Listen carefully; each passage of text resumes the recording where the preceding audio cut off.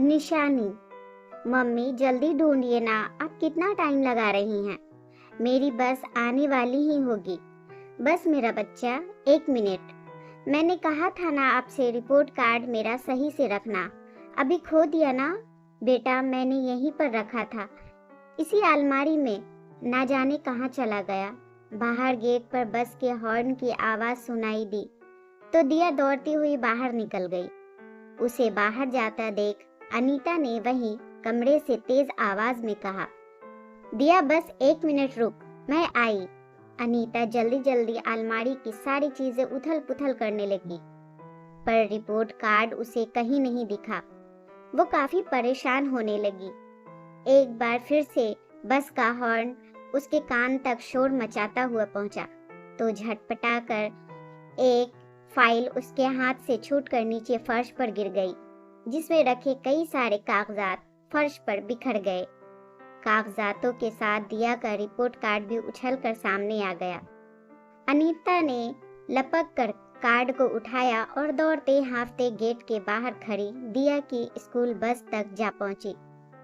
दिया बस की खिड़की के पास ही बैठी हुई थी, इसलिए अनीता ने बाहर से ही रिपोर्ट कार्ड पकड़ाते हुए कहा, ये ले, पुरानी वाली फाइल में रख दिया था, इसलिए नहीं मिल रहा था। और हाँ, आज लंच वापस मत लाना, इतने में बस भी चल दी। तेरी मनपसंद चीज है आज। जब तक दिया की बस नजरों से ओझल ना हो गई, अनीता वहीं खड़ी रही। अनीता वापस कमरे में लौटी तो देखा सारी चीजें उथल पुथल है।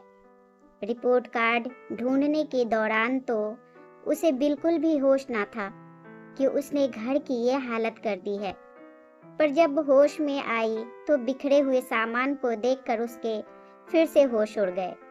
हे भगवान, ये क्या घर का कर दिया मैंने। खुद से सवाल करते करते वो बिखरी हुई चीजों को समेटने लगी। हताश और परेशानी में गुम होकर वो चीजों को समेटकर अलमारी में फिर से वापस सही जगह पर रख रही थी कि तभी उसकी नजर अलमारी के छोटे से लॉकर पर गई, जिसमें उसकी कुछ कीमती चीजें रखी हुई थी। सारे कागज और फाइलों को एक तरफ रख उसने चाबी उठाई और लॉकर को खोला। अपनी जिंदगी की जो सबसे कीमती चीजें थीं, उन्हें बहुत प्यार से वो एक एक करके बाहर निकालने लगी। उन कीमती चीजों में उसका मंगलसूत्र, घर के कागजात और एक छोटा सा गिफ्ट बॉक्स रखा हुआ था। कागजातों को वहीं लॉकर में छोड़ उसने मंगलसूत्र और गिफ्ट बॉक्स को उठाया और ले जाकर बेड पर बैठ गई। मंगलसूत्र को उसने बड़े प्यार के साथ अपने हाथ में उठाया, अपनी पलकों पर छुआ और फूट फूट कर रोने लगी।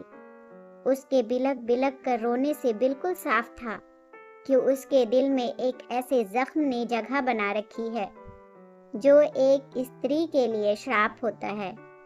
2 साल पहले यही मंगलसूत्र उसके गले की शोभा बना हुआ था, जो आज उसके दुख का कारण है। 2 साल पहले अनीता ने एक सड़क दुर्घटना में अपने पति कैलाश को हमेशा के लिए खो दिया था। सबसे कीमती और अमूल्य चीज उसके लिए कुछ थी तो वो था कैलाश पर अफसोस। इस कीमती चीज को वो सहेज कर लॉकर में नहीं रख सकती थी। अगर रख सकती तो आज शायद कैलाश उसके साथ होता। पर जीवन एक चक्र है जिसे चलने की आदत है, इसे रोका या सहेजा नहीं जा सकता और करोड़ों जिंदगियां इसी मंत्र के सहारे चलती चली जा रही है।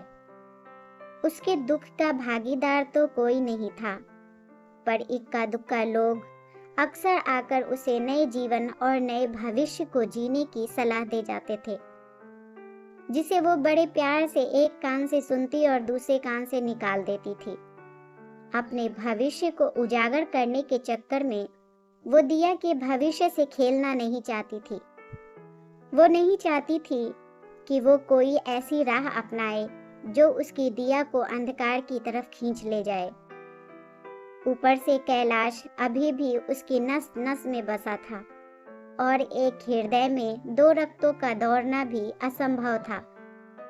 मंगलसूत्र को एक तरफ रखकर उसने छोटे से गिफ्ट बॉक्स को उठाया। उसको खोला तो आंखों में ठहरे आंसू फिर से छलक गए।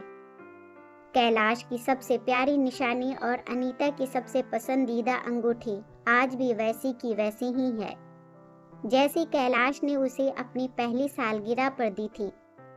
कैलाश के गुजर जाने के बाद वो एकदम जिंदा लाश हो गई थी। किसी को नहीं लगता था कि वो कभी इस गम से उभर भी पाएगी। यहाँ तक कि अनीता भी इस गम से उभर पाने में असक्षम थी।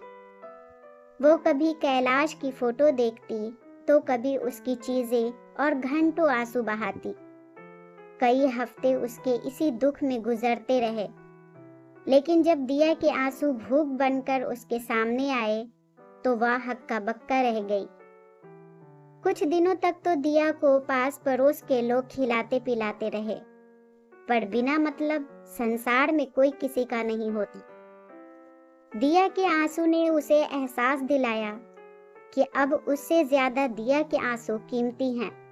दिया के आंसू उसके हृदय में उस दिन यूं बैठे कि उसने कैलाश की सारी चीजों को आग लगा दी और कसम खा ली कि उसे अब रोज रोज याद करके नहीं रोएगी।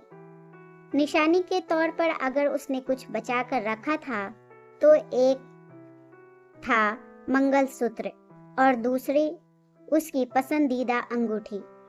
जब तक कैलाश था तब तक तो उसे कभी कोई नौकरी और ना ही कोई काम करने की जरूरत पड़ी, पर उसके गुजर जाने के बाद आए हालातों ने उसे पैसे कमाने के लिए मजबूर कर दिया। खुद के पेट के लिए तो वो कुछ भी कर सकती थी, पर बात दिया के परवरिश की थी, जिसमें वो कोई कमी नहीं छोड़ना चाहती थी।